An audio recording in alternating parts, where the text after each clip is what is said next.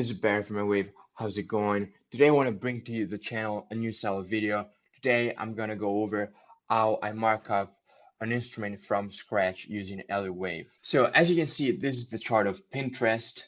The sticker symbol is pins, and I don't want to focus too much on what the stock is.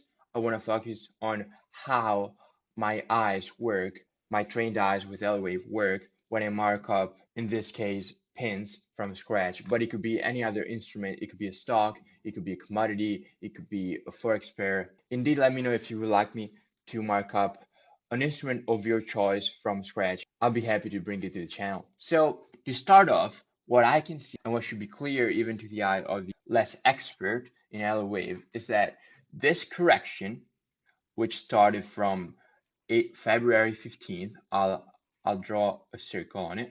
So this correction has been the biggest since the rally from the COVID low, the March 2020 lows. So what that is telling us is that that correction will be of a higher degree than any other correction which came before. So we can already start to mark up. Of course, it's going to be an ABC because that is how the correction is in Elliott Wave terms. So we can start marking up as minor degrees. So A, up in B, and then another move down in C. Of course, what you could already be wondering is the move down in C completed? Well, let's take care about that later. So that is our ABC. Of course, before a wave A comes a wave 5. Great. Now we're missing the other 4 waves. And remember this, I could be wrong. So actually, this could not be an ABC. This could be a 1, 2, 3. But let's see if we can identify the other waves. So, of course, we would need a wave 1. What I can see here is possibly a wave 1 right here. The reason is this correction are much smaller in time and both magnitude. So time left to right, magnitude up and down, which means price, than the ones before. So this correction right here, once again, I'll draw a circle on it. This correction is not significantly bigger. It's not as big as this one, but it's definitely bigger than the ones that came before. So that makes me believe that this is a correction of a higher degree. So that is why I'm going to mark it up as 1 and 2. And of course, we will need our wave 3. Now, we know that wave 3 cannot be the shortest, which doesn't mean it has to be the longest. However, if what I want to see now is I want to try to pair up this correction wave 2 to some kind of correction of pretty much the same magnitude, which could be the one in wave 4.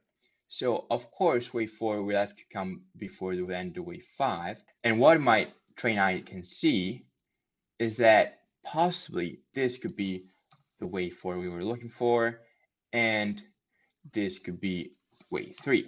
Now, we need to identify the 5 subwaves within this wave 3. Great, so now that we have the labels ready, we can start off by marking up the waves. What I can see is, I can see 5 waves up from wave 2, so 1, 2, 3, 4, 5, which could be a higher degree wave 1. Of course, after 1 comes 2. And now, if we want to place this minute 3 somewhere, we can see how we have 1, 2, 3, 4, and 5 subwaves. After 3 comes 4, so this could be our 4. And since wave 1 and 3 here are pretty much of the same length, it is true that wave 3 is a little longer, but what I'm trying to point out is that wave 3 is not considerably longer than wave 1. When that happens, usually wave 5 will be extended, meaning that wave 5 will be considerably longer than both wave 1 and 3. And if you think about it, if here goes wave 5, we can see how wave 5 is indeed considerably longer than wave 1 and 3. So what should we expect next? Well, in terms of trading, we need to be aware of that this wave C could either be completed or yet in the making. If it is in the making, it looks like it's near the end of its life, but definitely further upside should be expected and will be expected in the near future. Subscribe if you don't want to miss out on the next video. Let me know if you enjoyed this kind of content. Of course, there's much more to it than just labeling. When I do this for VVS, I always check on other things, which I will be more than happy to discuss with you in a private call. Feel free to contact me at any time. Go check out VVS through the link below, and I'll see you on the next one.